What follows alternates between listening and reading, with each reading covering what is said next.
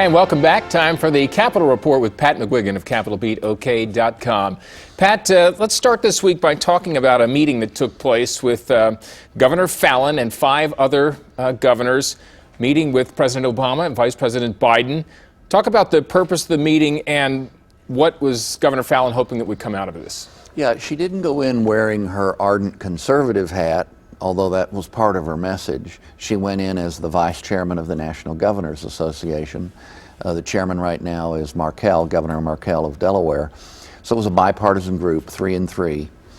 At a time, keep in mind, that the Republicans actually marginally gained strength among the nation's governors. If I'm remembering right, there's now 30 Republican governors, which was inconceivable 30 years ago. In any case, the message she carried was on behalf of the whole group, and she shared the talking points with members of the press and has described them in some interviews, and this is a distillation. She was saying to the president, we need savings for both the states and the feds, and that if you do cuts up here, make sure the states are sharing in those cuts and give the states more authority. There's one point. Authority to carry out policy that's going to devolve to them conceivably under whatever might happen on December 31st or January 1, or if the so-called fiscal cliff is avoided just by the austerity that may or may not be coming in Washington. The second thing she said was, don't shift costs to the states and create yet more unfunded mandates. And of course, that's a long-standing conservative criticism of what goes on in Washington, including under Republican administrations.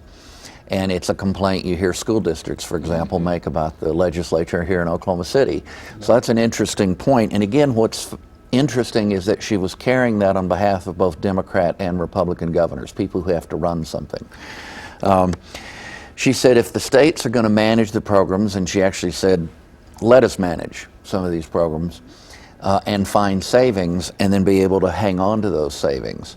And as an example of a way that she felt that could be done, she was asking the president, and again this is a uniform message from a lot of the governors, let us be the laboratories of democracy.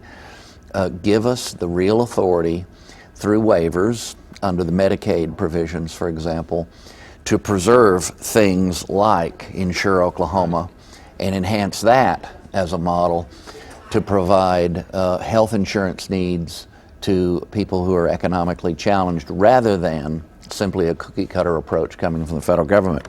Related to all of that, her final point was, do not send down the line, as part of these budget cuts that may or may not be coming, further maintenance of effort mandates.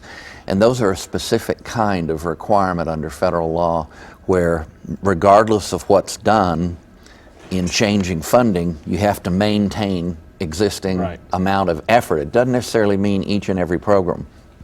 So she carried a conservative message, but it was a conservative message maybe in a little different sense of the word. And certainly it was intriguing to see Biden, President Obama, Governor Fallin, and then the Treasury Secretary down at the end in those pictures of 4. So she was a player this past week in these negotiations that are starting in Washington. Well, speaking of players, we're just a month removed from the election, and already there's talk about who's going to be playing in the next election in 2016. Speeches, prospective candidates, fundraising emails. Is it too soon to start thinking about 2016? Well, of course it's too soon, but I lost that argument. I lost that argument a long time ago.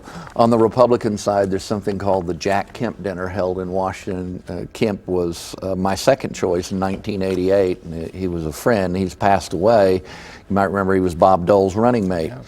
Anyway, at the foundation named in his memory, both Marco Rubio and Paul Ryan talked.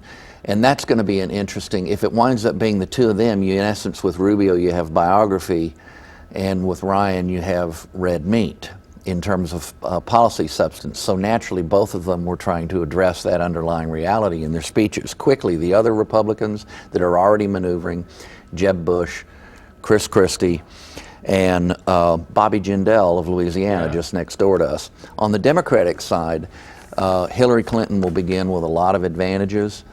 if she decides to run, she's leaving as Secretary of State, astronomically high approval ratings, including from many Republicans who prefer her strongly to Obama. And then down the line, Biden, people like Ellizabeth Warren, an Oklahoman who's now senator from Massachusetts, and Andrew Cuomo of New York. Not enough time to go into all of it, but there's your initial list of players. Well, thank you for putting that out there. And you can read more about these and other topics at CapitolBeatOK.com. For Pat McGuigan, I'm Alex Cameron. Have a good Saturday.